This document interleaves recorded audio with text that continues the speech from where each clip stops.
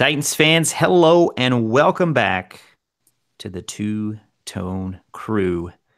Boy, do we have a fun show for you tonight, guys. Last week, we said it was our first ever playoff episode, and now we have a playoff win to talk about. That's right, the Tennessee Titans moving on in the playoffs. If this is your first time listening, we are the official podcast of TitansReport.com. Thank you so much for tuning in. Jamal is back with me. We're trying a different internet setup this time, so we'll see how this one goes. Yes, I've been told I'm not nearly as important as my wife, and she's using the computer, so she's right as well. So that's the depressing part. So we've moved out of the mall, though. Oh yes, yeah. You know what's interesting is I could have missed last podcast, and I still would have gotten to do a playoff podcast. That's right. And poor choice by me. Scotty's back as well. What's up? And guys, man, where to even begin? So I'll just say this to start it off. I had forgotten that feeling of what it was like to cheer for a playoff team. I mean, the feeling of any play, could totally end your season, essentially. And that was fun. I mean, that's really the only, I just kept thinking, man, how fun was that? I mean, that's why we've done a podcast for 6 years, hoping for a moment like that, to where the team can just sort of find something extra and transcend really what we've seen all year long in the second two quarters of the game. But man, I mean, that was incredible and such a fun experience. Of course, it didn't start out that way, but before we get into breaking it down, I mean, just what were you guys thinking as you watched the game? What emotions were you feeling? Because I have not been that into a game in a long time. I mean, we talked about how long it's been since they've been in the playoffs, but to be in a competitive game like that, man, it's such a great feeling. Well, in the first half, I was wondering who the new head coach was going to be. Exactly. Yep. Yeah, I was going to say in the second half, I was thinking, I guess Malarkey isn't that bad. The whole season doesn't matter anymore. No. Actually, most of the game, I was thinking, shut up, I'm watching football. Because my family was very annoying, and they were all apologizing to me for 3/4 of the game, just about how bad the game was going. But it was pretty remarkable as the team started turning it on and doing better and better. Like, at first I was just like, this isn't happening. Is it happening? And even when we took the lead, it was like, there's no way. Yeah. We didn't do this comeback. But we did. And I think the most amazing thing was we've been waiting all season. Just about. I mean, really, it's been since about week 2 since we had any sort of dominating performance for an extended period of time. And just the way we completely dominated them on both sides of the ball in the second half. I was joking about Malarkey's doing better and the whole season doesn't matter, but it does change your perspective on what this team's capable of when you finally see what we've been talking about. It really doesn't matter now. The whole season doesn't matter. It doesn't. Right. And especially for Amy Adams Strunk. She's confirmed. Sort of. We'll get to that later. Let's stick with the positive for now. But yeah, I mean, you're right. Leading into this game, and as we learned later, this was Malarkey. I mean, his job was on the line. I think we can now pretty much confirm that was the case.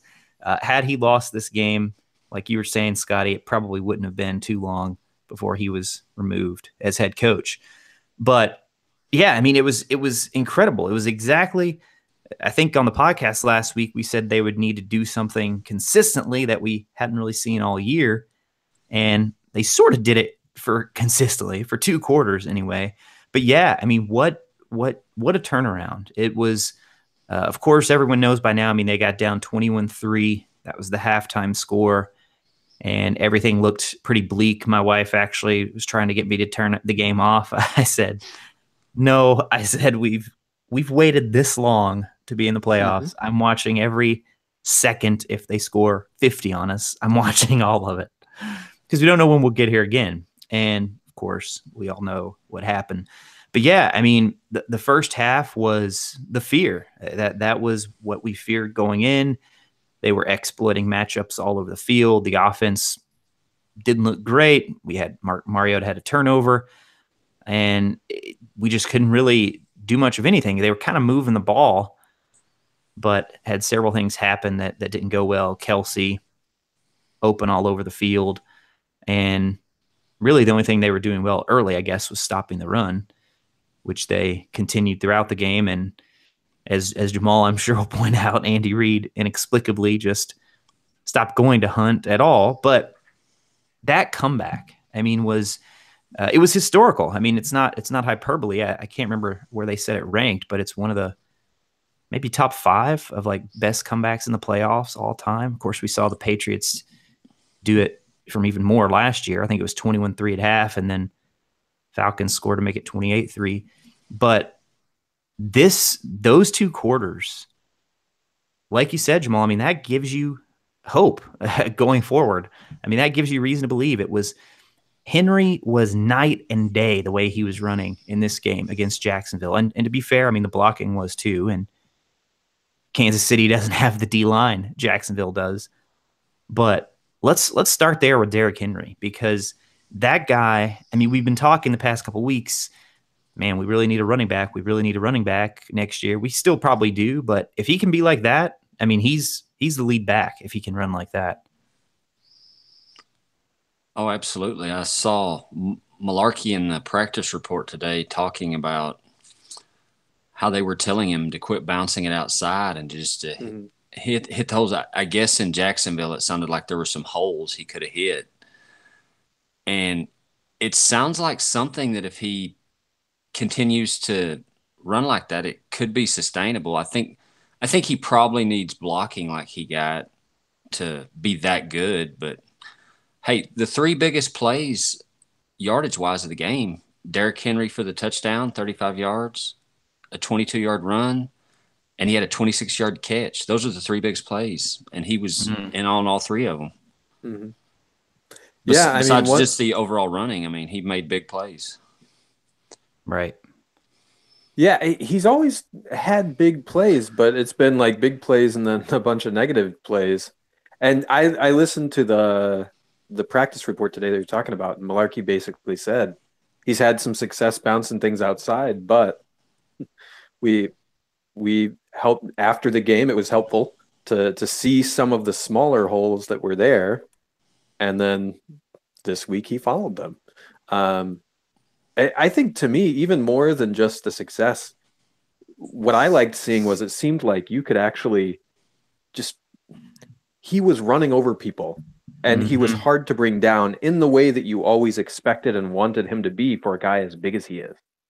Right. And that was a big thing for me. I mean, you may not get 150 yards every game, but if you have a guy who's that large and who is just refusing to go down and seems to be putting more ferocity into his runs, I think that can only be a good thing. That's a good word for it, ferocity. I mean, there was just something extra to his runs. He was finishing runs in ways that we haven't really seen him finish runs this year. He was falling forward multiple times, when it looked like he was down or he was about to go down, then he picks up another 2 or 3 yards. Yeah, it was the best we've seen him from a whole game. Now, we got to mention the big play missed was the blitz pickup. And they kind of did a good job hiding that, but Mariota got absolutely decked on that one. And, that's probably one of the reasons why Henry hasn't been able to see the field more. But if he keeps running like that, you just got to hope all the other stuff falls into place. But it wasn't even just the offense the second half. We talked a lot about all season long. It seems like the defense, they thrived on weaker competition. And I mean, you can say what you want about the Chiefs, but Alex Smith's been a pretty darn good quarterback this year. And if you look at his stats, I mean, you would think, man, he had an awesome game. 24-33, 264, 2 touchdowns, no interceptions. But that second half, I mean, the defense was just dominant. I mean, absolutely dominant. What's his name? Tyreek Hill couldn't get anything. They played him very well. Kareem Hunt couldn't get anywhere. The arguably, I think maybe the biggest sequence in this game is after the muff punt. I mean, you think at that point it's like, well, we took a good shot at it, but that probably ends it. It wasn't even one of those games where every single thing had to go right for us to come back, because I thought it was over at that point. You muff the punt, then the defense steps up. The Chiefs actually lose yards on that drive. Mm-hmm. You force the long field goal, which they miss. And that was just a huge sequence right there. So the defense, as much as we're going to talk about the offense and how good they looked, the defense equally looked just as good in that second half. I mean, multiple sacks, didn't actually get an interception this game, but they were getting all kinds of pressure, and especially on that final drive, they made Smith very uncomfortable. I think he actually left the pocket early on more than one occasion there. He was kind of sensing pressure when it may not have even been there. But the defense was incredible. That's what I'm trying to say. Yes, I think Kansas City only converted 1 third down in the second half. It was on that final drive. They got a first down, and then that was it. Which is amazing. That final drive. Yeah, go ahead, Joel. Okay. I was just gonna say it's amazing that they only converted 1 third down, because we converted, I think, every third down in the second half. Yeah. The combination of those two is why we were on the field, came back all the time. And the thing is, I don't want to digress too much, but before I forget, they didn't even have very many plays to run Hunt in the second half. I was actually looking at it, and it's not like they abandoned the run completely. They ran it like 40% of the time in the second half, but that was 5 runs because they had no plays. Yeah. I was gonna bring that up when John said that a while ago. That was a popular narrative after the game. I saw someone from Kansas City tweet they ran when they had a lead. When Kansas City had a lead, they ran 11 plays. They gave Hunt the ball in 4 of those. Wow. I mean, you can't give him the ball all 10. I mean, some of those are long yardage situations and stuff. So yeah, it's not that they quit giving him the ball. They didn't have any plays to give him the ball, like Jamal said. Yeah. And this wasn't one of those wins where, I mean, a lot had to happen for it to come and take place. Don't get me wrong, but it didn't feel fluky at all, other than the Mariota play, which we'll talk about. But other than that, I mean, it was just 2 quarters of us lining up and beating them in really every aspect of the game. But as far as the passing game goes, Mariota's found something here with his scrambling that we really haven't seen from him. The way he's evading pressure in the pocket. I mean, to be fair, it was fluke for him to catch that, but he actually had to evade the pressure on that third down play, the first touchdown. And he scrambled out to the left and bought time, almost crossed the line of scrimmage before he threw it. But we've not seen him really scramble as good as he has the past 2 weeks. And I think that's kind of helping him to jumpstart his game, it seems like. I mean, he had 46 rushing yards in this game. Some of those were designed runs. But again, he had several that were unscripted plays. Big time third down conversions in that second half, especially. I think he ran for 3. I think he converted 3 third downs running the ball himself. Oh man! And I'm with you. I mean, honestly, his passing was still inconsistent. And I was kind of surprised after the game when I saw his numbers. He barely cracked 200 yards, and he was 19 of 31, had an 88 passer rating. Yeah. It was really, I'm totally with you. It was really the running that I thought made a bigger difference. I mean, right before the game-winning touchdown, he missed Davis pretty bad So yeah, I mean, he was inconsistent passing the ball even this game. Like I said, they weren't doing a lot at all. But yeah, I mean, his running ability now is finally starting to look like what we. And maybe it's the hamstring. I mean, Malarkey said that he's healthier than he's been all season right now, and he's finally starting to feel comfortable and taking off in the pocket, making those plays. Yeah, comfortable, confident, healthy, whether or not there's a combination of all of that and their direction to him of, yeah, if you see it, do it now. Whereas maybe before they were Right. asking him to stick in the pocket a little bit more. And now that he's healthy and it's all on the line for the playoffs, do what you have to do. Whatever it is, this is the type of Mariota that you want to see, right? Block if you It, have to. yeah, catch the ball for a touchdown if you have to. No, Right. but I think there's just a level of I, I don't even know how to describe it. I think that if you watch the game, you saw it. It's not just confidence. It's just almost like a cockiness, a subtle cockiness to the Mm-hmm. way he was playing, where it just you had confidence in him as a fan watching him take the field, and there was just a sense that they were going to figure something out. Whereas a lot of times, I just like it's almost like an impending sense of doom, where Right. okay, what's going to go wrong? Whereas this was like, we're going to do something.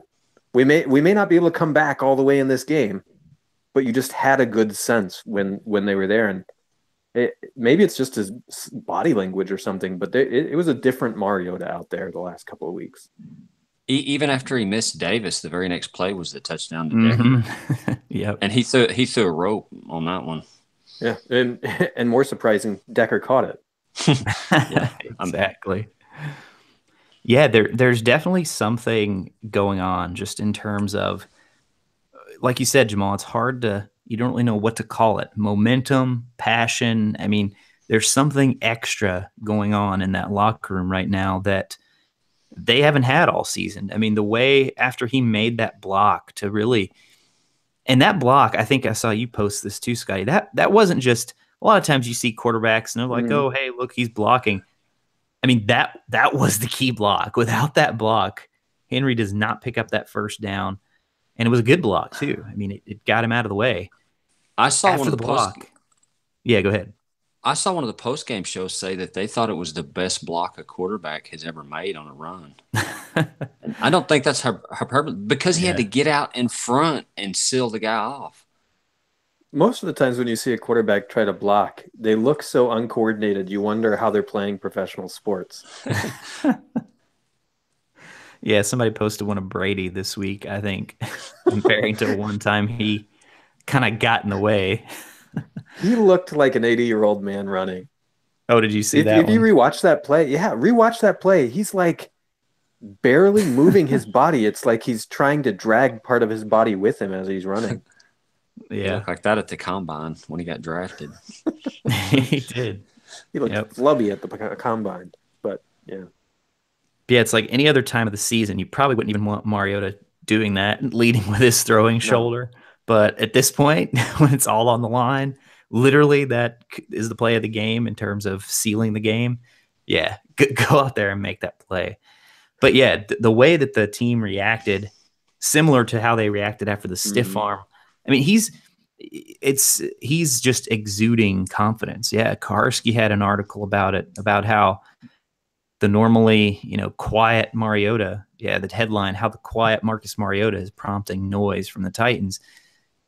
They believe in this guy right now, and they are playing with a lot of fire, and they're going to need a lot more of it to get to move on. But yeah, there's something special going on. I mean, even if they lose this next game, that does not change the fact that this was a very special moment for the franchise and could be a turning point for the franchise. Who knows? Exactly.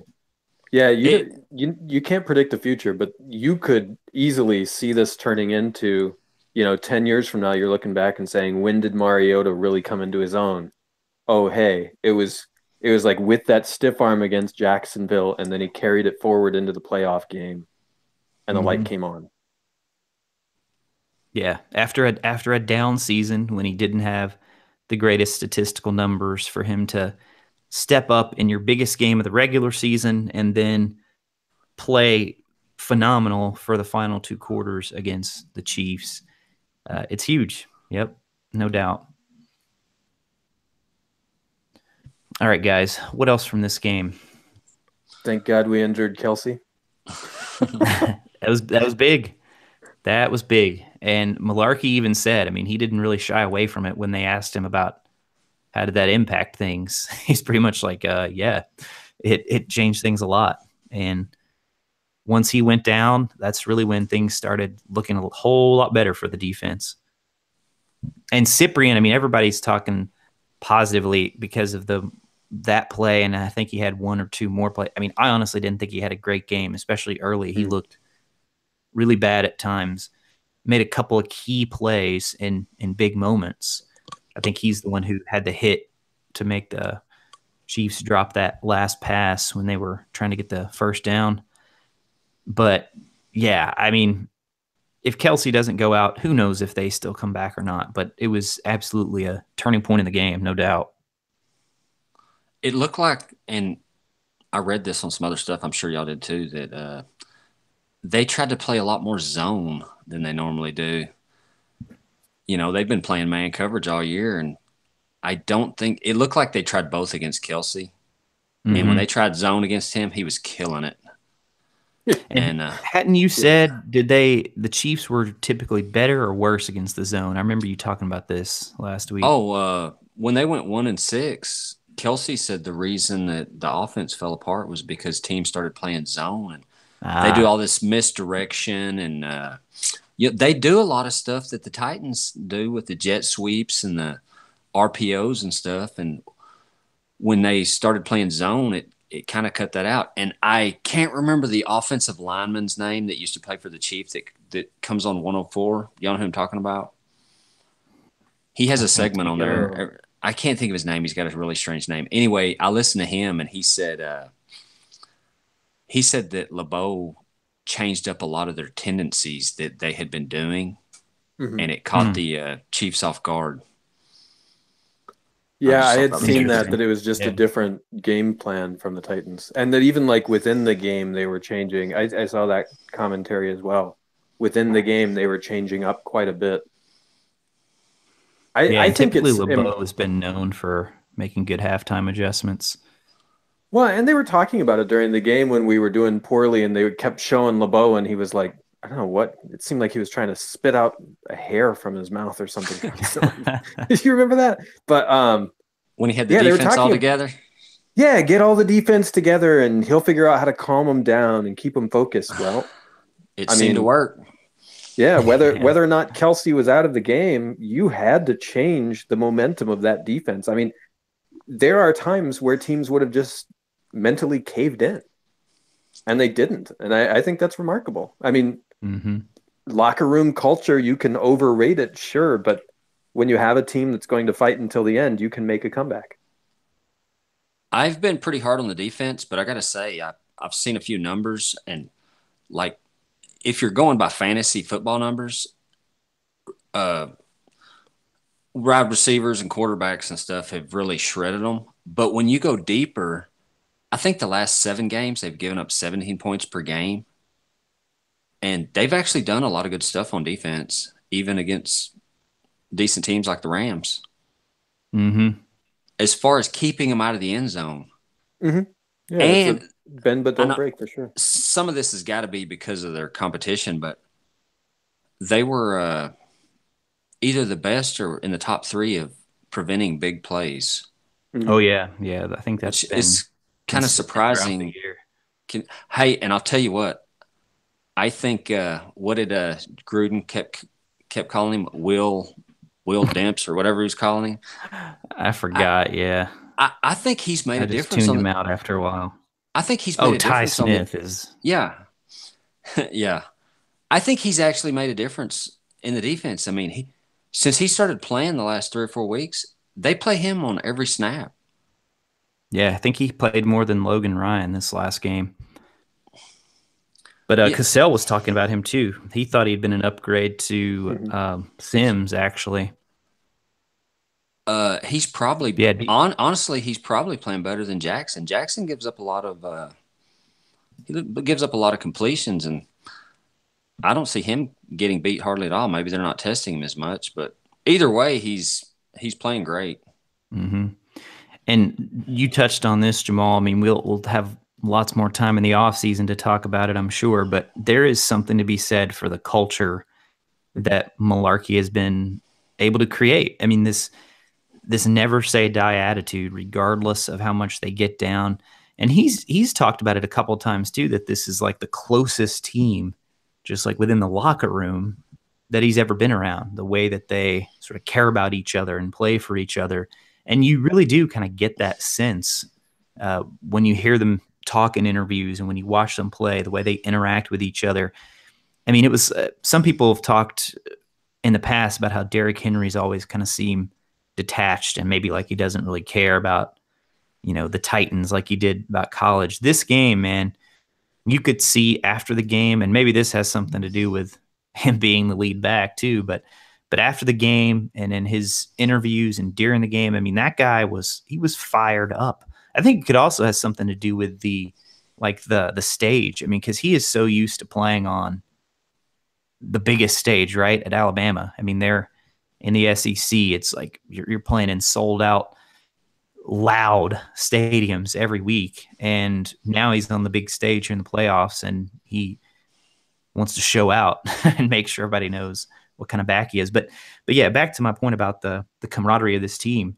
It really does feel like they have this closeness that you don't always see in teams. Yeah, I think that's definitely real. That's really something that I think matters. Yeah, and arguably saved Malarkey's job.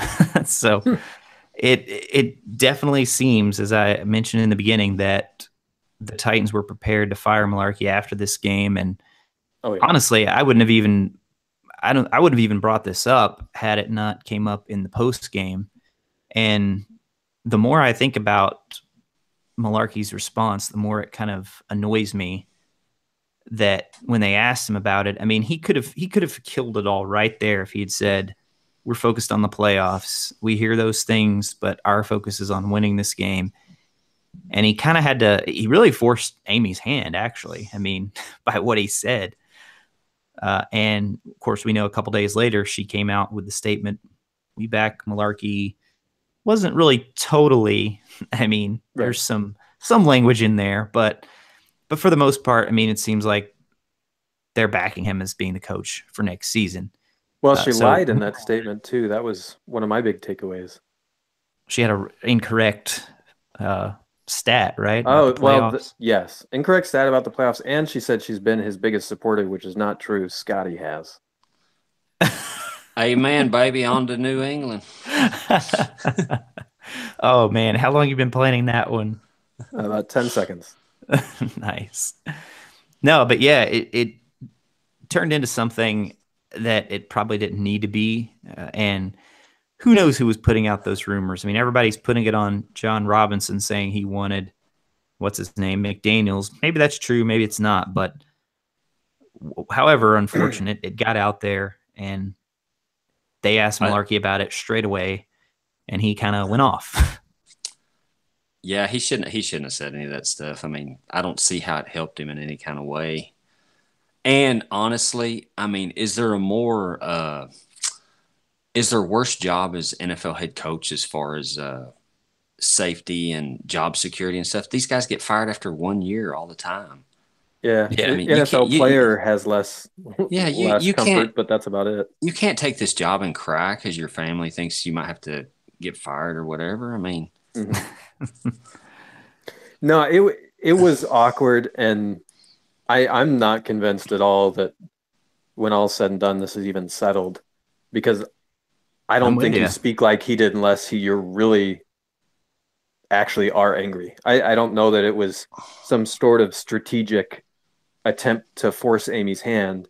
I think it Right. was, no, I'm kind of pissed You off. could see it was raw I And think emotion. it anytime was you an you talk emotional about your outburst. family, you talk about your family, and that means your family's been talking to you, and people do things for their family, and Mm-hmm. you are much more offended if something hurts your family than if it hurts you. And I'm not certain that there's not going to be a need for a reconciliation because, at least for me, from the outside, I 100% believe John Robinson wanted Josh McDaniels, Oh, I do and that was too. the source of it all. He would be the head coach right now, I believe, if they'd have lost the game. Oh Or yeah, they'd be working on. And hey, it's kind of interesting that she didn't say she actually didn't say he was a coach next year. She said moving forward. And Josh Right. yeah. McDaniels is still out there, and I haven't heard him named as a Mm-hmm. coaching candidate anywhere, which is kind He of like, interviewed with the Colts, but it's been quiet since he interviewed. Well, and there have been reports of he's not interested. Oh, really? I hadn't So seen those. Wow. yeah, I had seen at least one tweet of it's unlikely he's willing to accept the Colts. Yeah, I almost think it's going to be another Munchak situation where they're going to say you're the coach, but you got to make coordinator changes. And he really strikes me as a Munchak kind of guy who's going to say, "All right, no thanks, I don't see think ya." that'll happen. He's got complete control over the staff, much more than Munchak did. You don't Yeah, think you that'll be couldn't? interesting to see. I Yeah, would be surprised if they didn't try to do something to change it up on offense. There'd have to be some sort of commitment. yeah. I mean, the I don't think Panthers he has just full fired. control. Panthers just fired their offensive coordinator after the playoffs. So I think they're definitely going to expect some changes from him, especially offense. But who I knows? mean, it He may really already be depends on the planning. power. Who has power? Right. What's Amy want? It What might she? it it might also depend on how the next game goes. If they win the next game, I mean, Malarkey would have You someone you else to can't put on the force him to bench. do anything. Yeah, Yeah. I mean, honestly, he'd be telling Robinson what to do after that. Yeah. Yep. Yeah, there was a while with what's his name? Uh, ah, which Ryan was it? Was it Rex Ryan, the one who Rex coached the Jets? Yeah, Rex He that had was Ryan. some. Rex. Yeah, he had the playoff success for a little while, and everybody thought he was great. He got that Sanchez tattoo. Oh man, I forgot about that. It'd take a major burnout before Malarkey would lose what he gains by beating New England this week, which Oh I yeah. give like very small odds of. But if it happened, I mean, he'd have the turnaround from where we were at after the Jags game, going into the Jags game, to that would just be astronomically different. You know what's funny about this game and him almost getting fired? In the first half, it was pretty much all player mistakes. Mariota and Davis, the interception, the personal foul by Ben Jones. But then in the second half, when they came back, I actually think Malarkey did a bad job on a lot of things. The 2-point conversions. 2 point Oh, conversions were that's right. terrible. And Yeah. I'll tell you something else that I didn't think about, but I heard today that's a no-brainer that they should have done. At the end of the first half, they threw a touchdown pass with I think 3 seconds left. I heard someone say today that in that situation, there's no way you shouldn't just mug all the receivers and just keep them from Mm-hmm. being. And then Well, you Oh get we've a yeah. seen penalty. that. Just take the Yeah. penalty. Yeah. Why didn't they do that? That's a no. I mean, I didn't think of it, but I'm not an NFL That's a head coach. great point. It's a no-brainer that they should have done that because you're going to get a Yep. penalty and they're going to Then kick they a got a field goal. kick.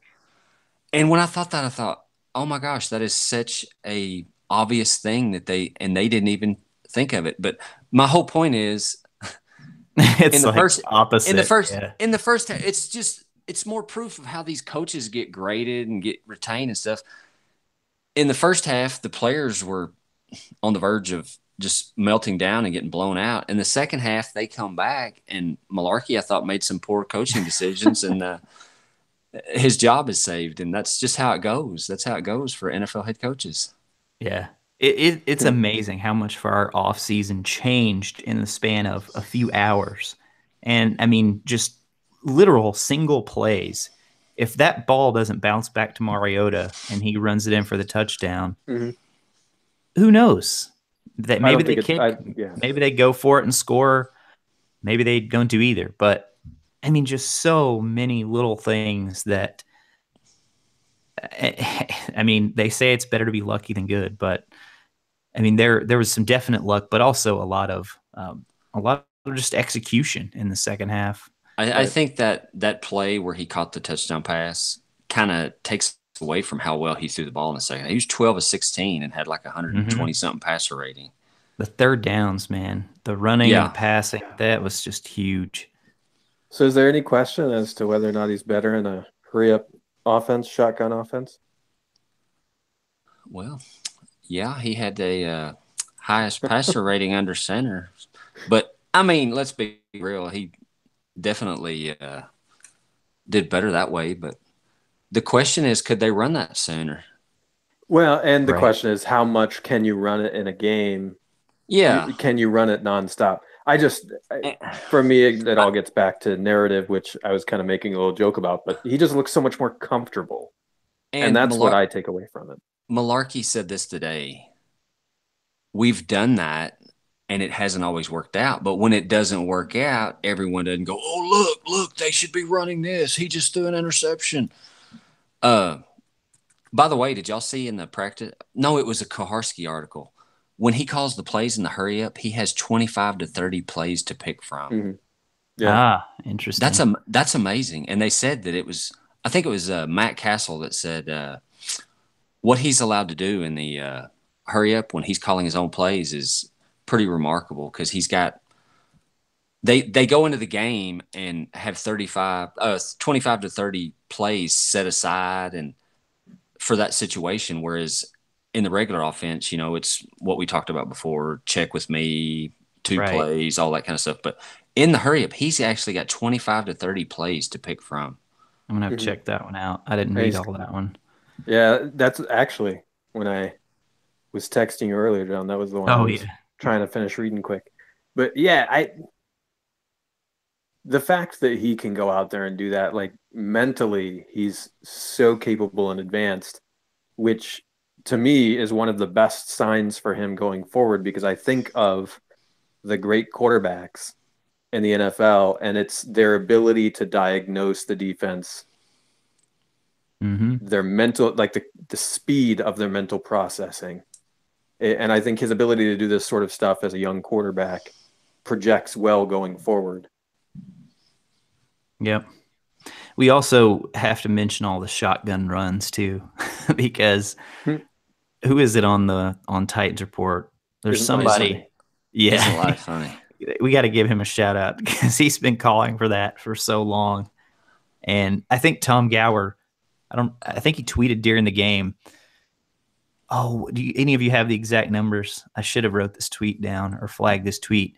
But basically, I think it was like 17 throughout the whole year that they had ran out of shotgun. And That then when he was counting, Henry himself, it was Henry Henry, yeah, himself. yeah. And then he was counting within this game, he'd already ran like 12 from shotgun or something. I mean, it was like more than half of what they'd done all year out of shotgun. They actually did the same thing against the 49ers. And I posted before the game, I think it was Andy Benoit. When he was talking about this game, he said, what's interesting is the Chiefs are very vulnerable to the run, especially when you spread them out and when you run from shotgun. And he wondered, are the Titans going to do that? Are they going to line up heavy and try to run against them? And the Chiefs were actually pretty good stopping the run against heavy sets. So that was a big question mark to him. And obviously they went with what the Chiefs couldn't stop. And it definitely seems like Henry sort of thrives when he can just get that little head of steam before he gets to the line. And of course, we saw the results. I mean, 23 carries, 156, touchdown. It's important to notice, though, that the offensive line dominated. They were driving the Chiefs back, and he was getting no penetration like he did against the Jaguars. Right. So if he struggled again, I wouldn't be surprised. So New England, I don't think is good against the run though. I don't know what types of run, but they're like one of the bottom. The Chiefs. Yeah, they're just like the Chiefs. He could have another big game. He could really have another big game. I mean, let's dive in. Let's go ahead and talk about this game because everybody knows about the Patriots. I mean, a dynasty, defending champions. what more can be said? Greatest quarterback of all time, Yeah. greatest coach of all time, and it's a big opportunity for the Titans this week, Mm. and not really anybody's giving them much of a chance. Lots of bulletin board material out there for the team this week, no doubt. And I don't know, man. I mean, maybe I'm just riding high off of this, but I feel like they have a chance, way better than anybody seems to be letting Oh, on. And for me, it starts up front. I mean, if they can run the ball like they did, and like we were just saying, the Patriots are not good at stopping the run. It's going to be that old school playoff mentality: run the ball, keep it out of Brady's hands, and bend but don't break on defense. Really, I think the reputation and hype of the Patriots is far greater than the actual team they're fielding right now. The Titans are way better on both lines of scrimmage, and they can be in this game to the end. There's not a doubt in my mind. In some ways, the Chiefs are better than the Patriots. I'll say that too. Well, they beat the Patriots, They beat right? them like a week drum. one, yeah, yeah. This is a winnable game. It really is. I don't believe, look at their stats. They've been posted the last 4 to 6 weeks. They're not a dominant Mm-hmm. team. Yeah, let's run through it here. I mean, they're 13-3 on the year. We talked about their loss to the Chiefs at the beginning of the season. Their other two losses, they lost to the Panthers by 3. That was week 4. And then they got hot. I mean, they ripped off quite a few, not going to add them up, quite a few wins in a row. And then they lost week 14 to the Dolphins. That was sort of the one that made everybody scratch their heads, 27-20. And then they beat the Steelers the week after that. That was the game with the big questionable call at They the should end. they shouldn't have beat the Steelers either. That they should have lost that game. But I think what you're probably more talking about, Scotty, is statistically, especially Brady. I flagged this stat to talk about on the podcast. So games 1 through 11, Brady's numbers, he's averaging 307 yards per game. He had 26 touchdowns to 3 picks, a passer rating of 111.7. Games 12 through 16, he's averaging 241, 6 TDs to 5 interceptions, and an 81.6 passer rating. And I haven't watched them, so I can't say, but I mean, from things I've read, it sounds like he's not been nearly as sharp the last quarter of the season, really. He hasn't thrown for 300 yards in 6 straight games either. He's more than his arm.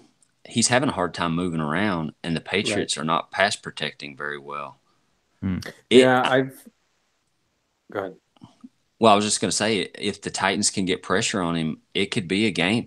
The Dolphins game was not a fluke. I watched that whole game. They lined up and just beat him when they got pressure on him, and he couldn't get anything going, and they moved up and down on the Patriots defense. I've read the people think is it his Achilles? Achilles, that's Is what it? I read too. Yeah. Yes. It's actually injured, and that's one of the big factors here. I mean, I certainly don't share your collective optimism for this game. And sure, maybe I'm buying into the Patriots legend. Who knows? But they are 13 No, and I 3. mean, there's something to And be said for the way that they are able to elevate in the playoffs, no doubt. Well, and I think Go ahead. I was just gonna say I think they're gonna go with a quick passing attack and just eat right through us. No, well, I got to tell you, and Cassell said this too. They're not built for that. They have been. They run more base sets than just about anybody, and they run the ball and they throw deep.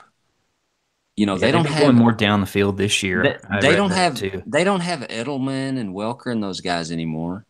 Now they're getting Burkhead back, but honestly, Dion Lewis is better than him, I think. So I don't know if they can spread it out and do what they used to could do. They don't have the receivers for that.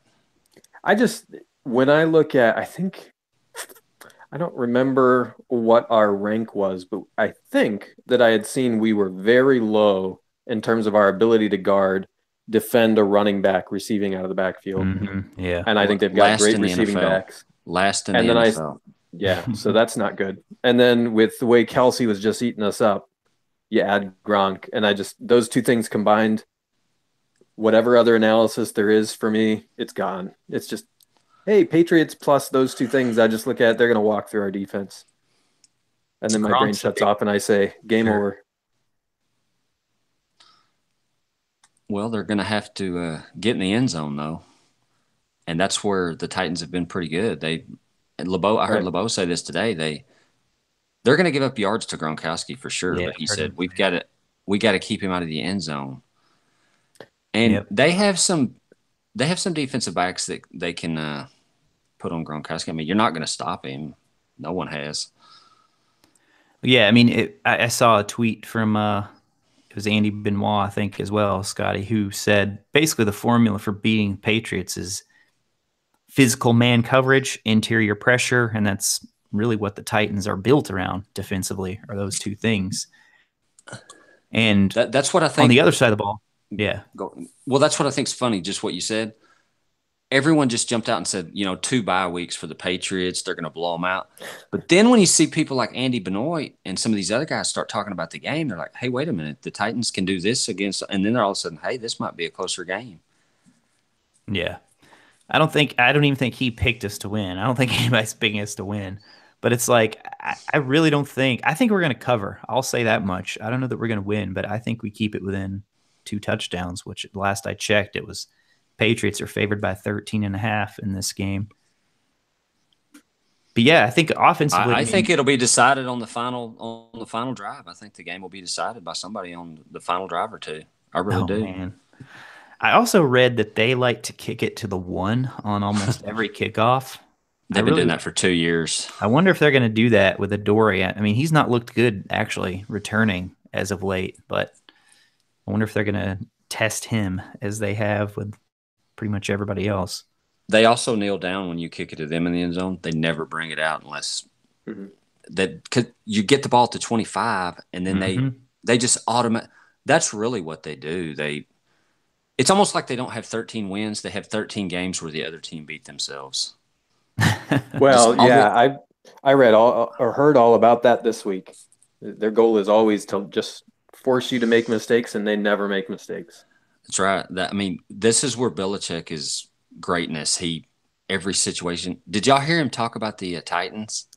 Yeah. I Every mean, single We're player on going the to the Titans. we're going to the Super Bowl according to he him. he knows almost about as much about the Titans as Fisher knew about the Patriots last year. Oh man. Yeah, I mean it is everybody likes to joke about his press conferences and stuff, but it is pretty amazing when you hear him rattling off our special teams players, their names. Everything And he he's said was he's not true, even though. looking at anything. Yeah, yeah, exactly. I guarantee you that's what he gets up there and tells the team, and hey, these guys do this, that, and that. And he really did know every player and he knew the strengths. I listened to the whole thing and he went in depth on so many different players. I also Well, think when it's funny we because it's just him trying to end the media conference by just not shutting up. yeah. Sure, ask me another question. 10 more minutes and we'll be done. When we've got the ball, Scotty, what do you think the Patriots are going to try to take away? Because everybody always talks about how Belichick is so good at taking that one thing away that you like to do well. And the Titans are kind of weird because all season we haven't really done anything well offensively. Yeah. But Pick as your of, poison. What crappy as of thing are you late, going to take away? They're going to take away our ability to throw passes to our own quarterback. I think they got to take yeah, away Derrick Henry or try to. Yeah. that's what I And think. Delaney Walker. But hey, the Patriots have also struggled against mobile quarterbacks. Hmm. They've given them trouble, and I think the combination of the Titans' offensive line, Henry and Mariota on these read options, I think they can cause the Patriots' small defensive front a lot of problems stopping that running game.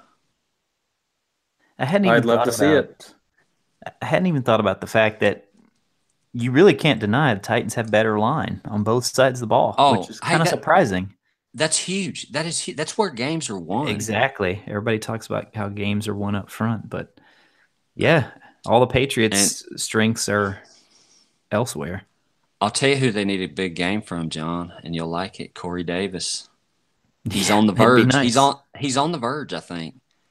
And I think so I too. I mean, think he's been open a lot lately.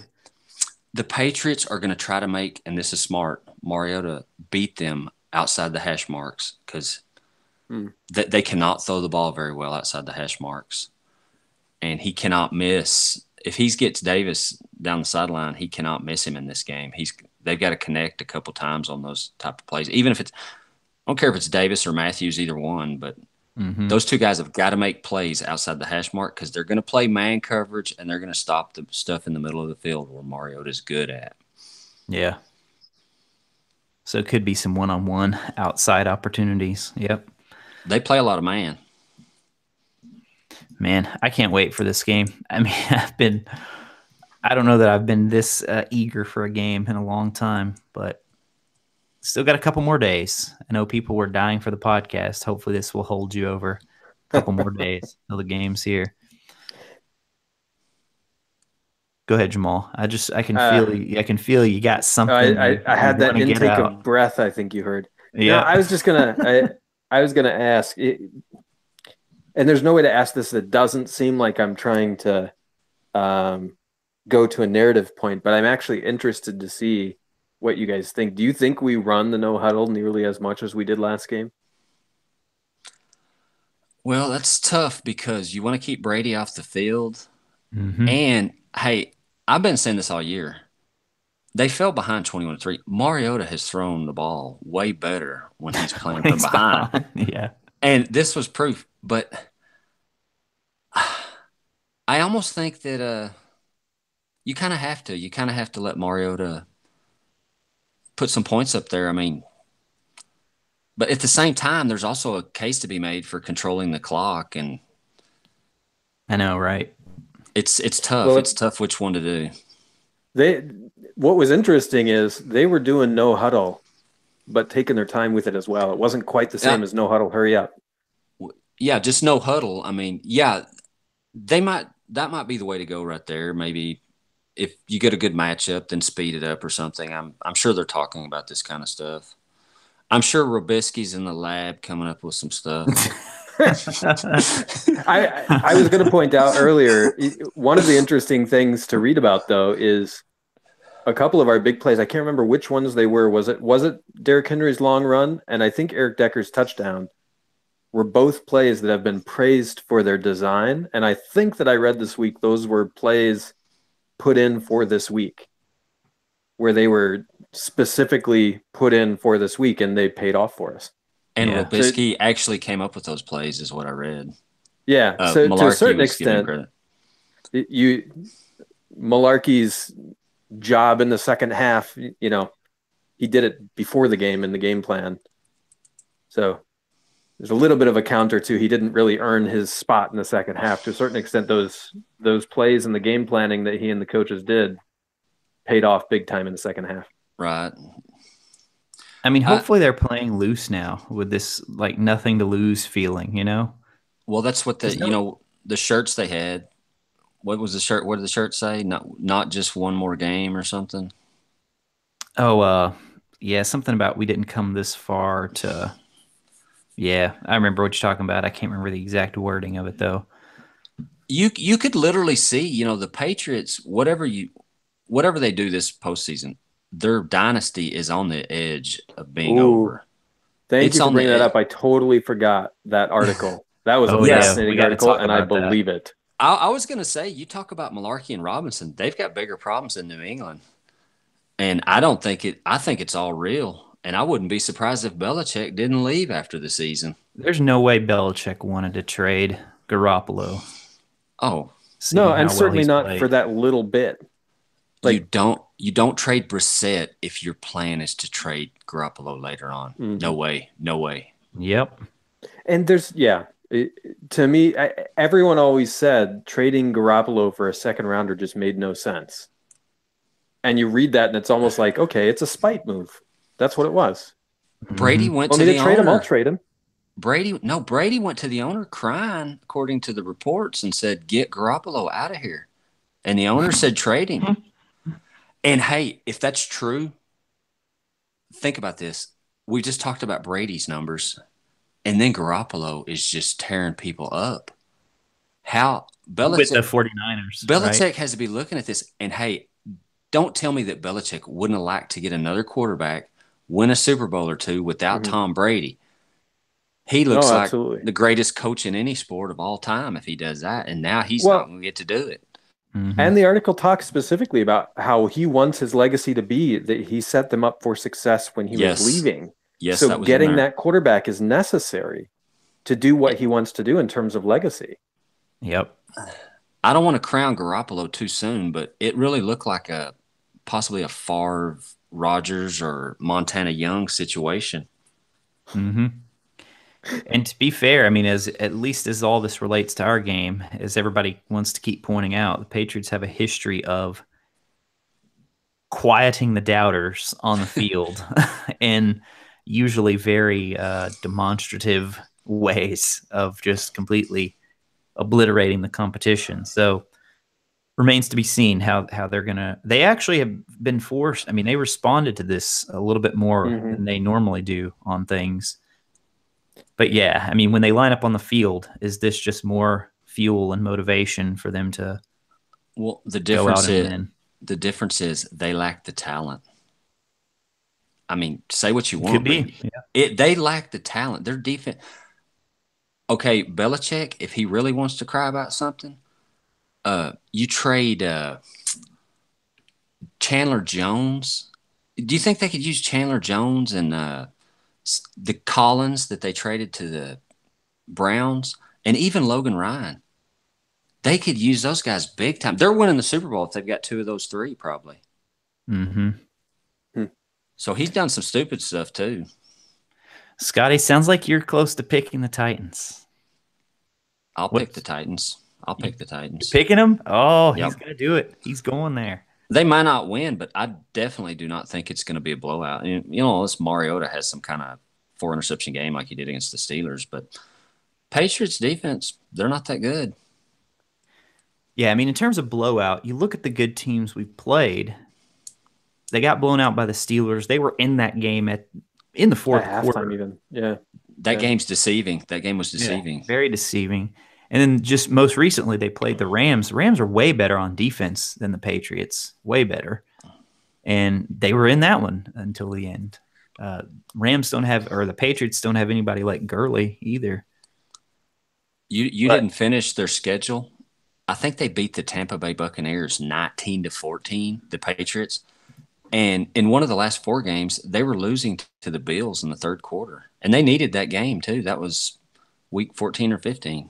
oh, Patriots, let's see. I still got it pulled up. Yeah, week 5 they beat the Bucks 19-14. The week after that, that was when it was another questionable call against the Jets. Remember that Yep. one? Yep. Yeah, they won that one. So, who do Go you guys ahead, think Jamal. John Robinson is going to root for this week? I'm pretty sure he's rooting for the Titans. Oh yeah. But I mean, you're making fun of someone for posting that, right? No, I didn't read that post. I've actually been somebody really posted busy. that. Somebody posted I that, but here's what I I was just being responded with. sarcastic.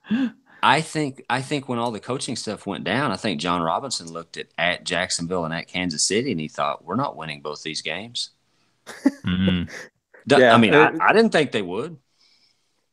yeah. The other joke I was thinking about making was one of our big advantages this week is that New England's been planning to play Kansas City for a whole week. Now they had to scrap that game plan. Oh man, I'm really hoping for a Jags Titans AFC Hey, Championship. you want to throw out some predictions on the other games just real fast? Sure, yeah. Because I'm getting sick and tired of everybody still pumping up the Jaguars and Oh, talking. I mean, are you serious? Did y'all watch that game? I That watched the score, like the game I certainly tracker. did not watch that game. I did see well, on Twitter commentary as the game was going on, and it made me think, thank God I'm not watching this game. the score does not do justice to how bad Bortles was. I mean, they Run, lose to literally any other playoff team, I think, oh, other than the and Bills. hey, that game also shows why they're always trying to get rid of Tyrod Taylor. There was Yep. guys running I thought that free. too. There was guys running free against Jacksonville, and he could not hit them or wouldn't throw it. Yeah. I think the Steelers demolished the Jaguars. Demolish them. I would love, though, And I'm not going to pick Jacksonville, I'm but I rooting for would love to Jacksonville. see. Yeah, I'm I would rooting love for to them see too. the equivalent of the Thursday night special of Jags Titans. I told somebody the same thing. I told somebody this is usually the Thursday night game. Hey, let's get That's these two right. duds out of the way. And now it's Oh the AFC man, title game. Yeah, that but would no, be I mean spectacular. the reason the Jags get hype is because they're dominant at something, and the Titans aren't. Not to mention they don't have the malarkey. Um, you can call bias for all I care, but It the is a media bias. the media has not changed their narrative on him since he was hired, and they said it was stupid, and It's no different it than just makes Marone. for an Marone's the easy same. story. Marone's the same guy. He even went to Buffalo. Hmm. Marone's the same guy without Jacksonville on his resume in terms of the 2-14 stop after. Okay, I mean that's the only difference, really. He was the interim coach for a crappy Jacksonville team that down the stretch. I mean, it's literally almost the same script. They're friends too, right? Marone I and think Malarkey. I think the Titans interviewed him when they hired They Munchak, did. didn't they? Yeah. Yeah, Hmm. No, they interviewed him when they hired Malarkey. Wiz Malarkey. That's right. or Or is it? Malarkey. Oh, So yeah. I was going to say one of the other differences is someone else in the NFL was willing to hire the guy that the Jags hired. The Titans. Yes. Well, they're the same dummies that hired Malarkey. What does that matter? It's a low bar, but someone else. You just proved my point. That same exact script. No, I mean, his resume is not nearly as bad as Malarkey's was. But to me, I actually think it's worse because he quit after 1 year. And Right. I just have no interest in a coach like that. I mean, that's anathema. Wait, did Malarkey do that? Yep. Malarkey He did did. 2 years. 2 years, and his Oh, second year was worse than his first. So gotcha. He to, I quit mean, because he disagreed over the quarterback he's Right. and probably right too. resigned. Yeah, He was he right. wanted the power, and they didn't give it to him, and he had a strong resume, and I'm sure he looked at it and he said, you know what, I'll get another job at some point. See ya. Well, Scotty or Jamal, Scotty went with the Titans. I'm guessing you're picking the Patriots. Yeah, no, I'm picking the Patriots. I have no room for hope in my heart for this game. I would love for it to Really? happen, but in terms of hope, no.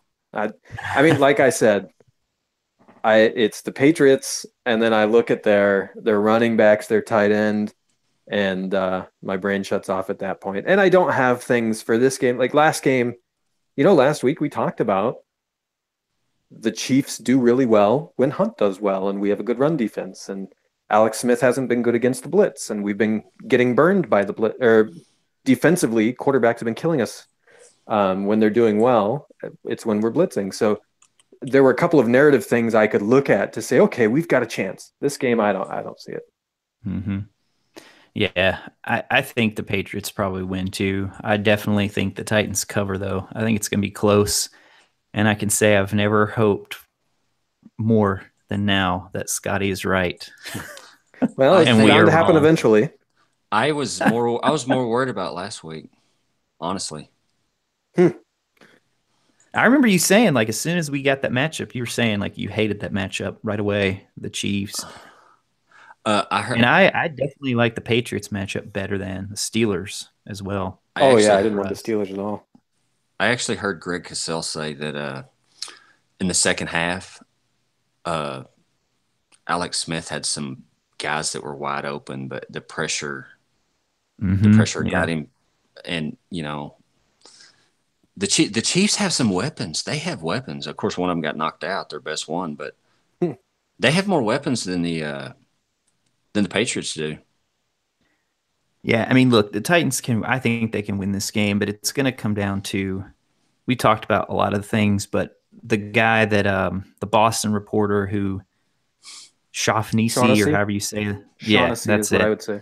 Shaughnessy. Okay, yeah. I mean, if you actually listen to what he said, I mean, he clearly wants to get people riled up with the tweets, but if you actually listen to what he said that when teams come into New England And he actually wants the Patriots to lose. Yes, he does. He's tired of them. He doesn't think, sounds like he doesn't think they're as great as everyone else on the outside feels. But basically what he's saying is that when teams come into New England, there's just this whole mystique and of this is Bill Belichick, this is Tom Brady, this is the greatest ever. You're playing in Foxborough, and that the teams just wilt. That the Patriots don't really, kind of what we were saying. I mean, they don't really do anything extravagant except wait for the other teams to make the mistake. And the Titans have to find a way to avoid that. I mean, they're saying all the right things this week. Hopefully they'll be able to, but there's a long, long line of teams that have not been capable of doing it. Baltimore has been able to do it.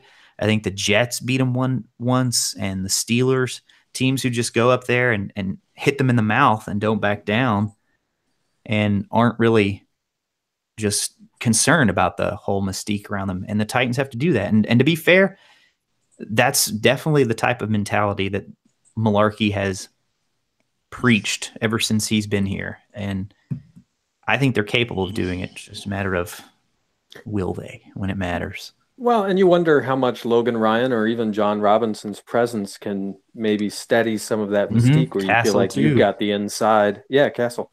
You've got the inside edge on that. You've got a sense of familiarity. You never know how much that plays into a mindset.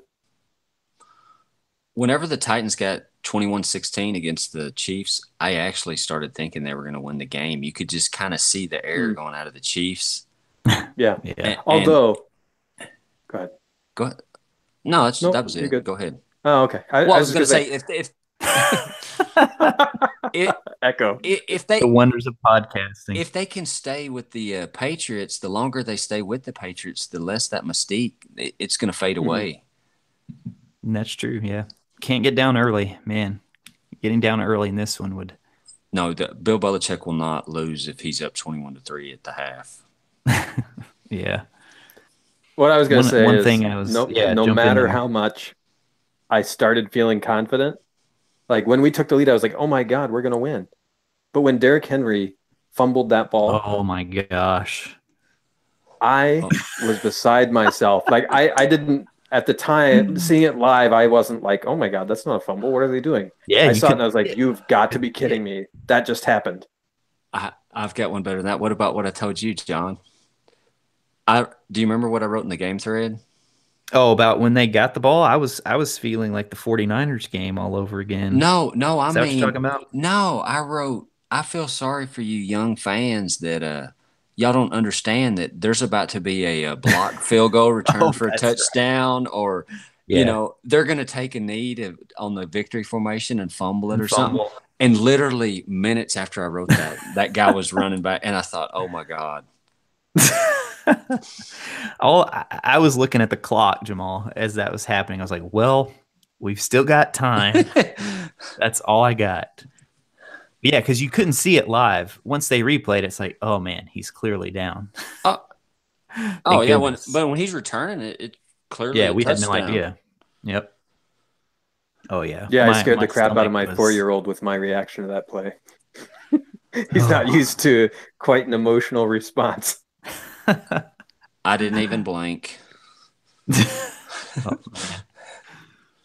One other thing I was going to say about the Patriots game. Did you guys see that it's going to be the largest age difference between starting quarterbacks ever? 16 years. Yeah, Brady's 40 and Mariota's 24. Hopefully. Did you guys see the stats for the playoff experience for every one of the matchups this week? Every one of the matchups has a super experienced quarterback in the playoffs versus a almost no experienced quarterback in the playoffs. Yeah. It's Brady versus Mariota, Roethlisberger versus Bortles, Keenum versus Breeze, and then Ryan versus Foles. Yep. That's crazy how it worked out like that. That's another one. It's the first time the number 1 seed has been an underdog to the number 6 seed. Which game is that one? Oh, that's the Eagles. Yeah. I'd rather be a Titan fan right now than the Eagle fan. They've got no chance. This year, yes. Yeah, sure. At Well, this I mean, moment, yeah. yeah, I just mean because they went from Wentz and the number one seed to Foles and no chance of going to the Super Bowl. Too bad about our draft spot, huh, guys? I don't even care about the draft. I know, right? I don't know if people listened to the live show last week. They heard me say, you guys didn't tell me live when I screwed up and said, first ever draft podcast. Oh, I said that twice, actually. But yeah, first ever playoff podcast. And we'll see. Maybe we'll have another one of these. I'll say the same thing I did last week, regardless of how this pans out. Of course, we'll be doing a season wrap-up show. But if the Titans keep rolling, the podcast shall keep rolling as well. All right, guys, what do you got to close us out here before we bid them farewell? I'll just say this is how crazy the NFL is. I'm going to say 3 weeks ago, going into Jacksonville, you'd never think that we were sitting here talking about we've got a chance to beat the Patriots and get in the AFC title game, whether it happens or not. Mm-hmm. It's possible. That's what's on the line here. An appearance in the AFC Championship. I'll say this real fast. This is pertinent. Jamal, remember when the Green Bay Packers won the Super Bowl? They barely made the playoffs. They weren't playing that great. The Giants both times barely made the playoffs. The year Baltimore. the Ravens, the Flacco had the great playoff. These teams were just like the Titans going into the playoffs. And some of them were playing really well leading up to the playoffs, and it took that to get in. But Baltimore is the one where, I mean, they backed into the playoffs. They fired their offensive coordinator. All of a sudden, they were really good. Yep. Whereas just all that matters is these games. Yeah, the Rams, they had this great season. They're watching the Titans this weekend. That's right. All that matters now is winning the games. My favorite tweet of the week was as soon as Jeff Fisher took credit for the Rams, they didn't win again. Now, I mean, I hate to rain on your Jeff Fisher. The best tweet was the meme about Gazelle saying, "My husband can't throw it and catch it."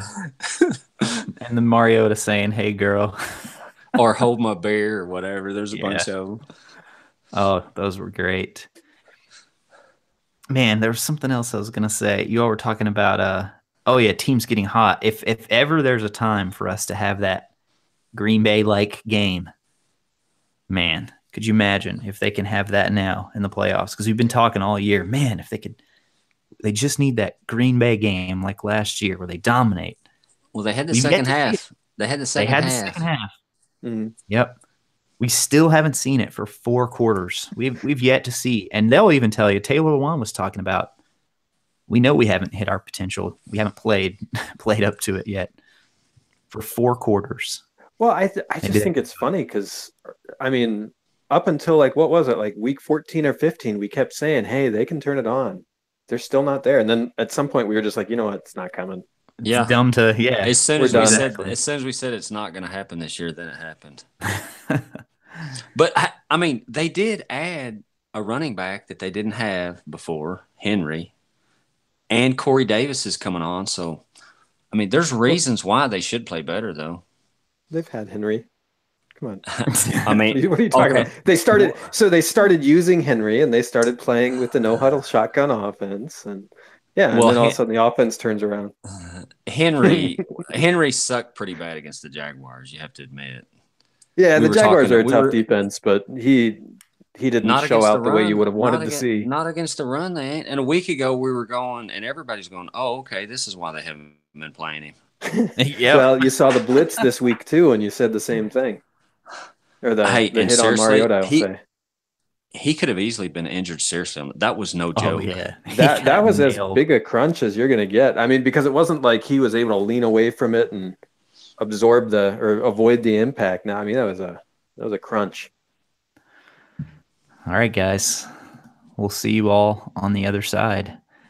This has been episode 155 of the Two-Tone Crew. We are the official podcast of TitansReport.com.